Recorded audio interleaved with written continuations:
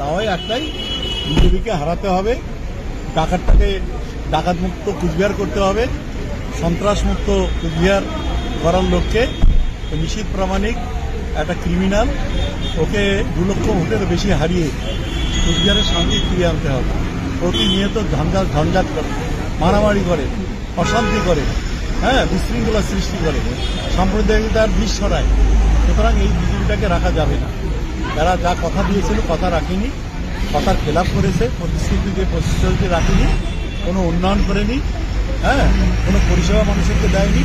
যখন পরিযায়ী শ্রমিকরা ভিন রাজ্যে আটকে ছিল তাদের বাড়ি ফেরানোর ব্যবস্থা করেনি, তাদের চিকিৎসার ব্যবস্থা করেনি, তাদের খাদ্যের ব্যবস্থা করেনি। সুতরাং মানুষের বিপদে আপদে যারা থাকে না তাদের ভোট নয়। আমরা বলেছি মহিলা শক্তি, নারী শক্তি যারা আমাদের রয়েছে তারা বাড়ি বাড়ি গিয়ে বলবে যে মমতা ব্যানার্জি যেভাবে 72টা পরিষেবার মাধ্যমে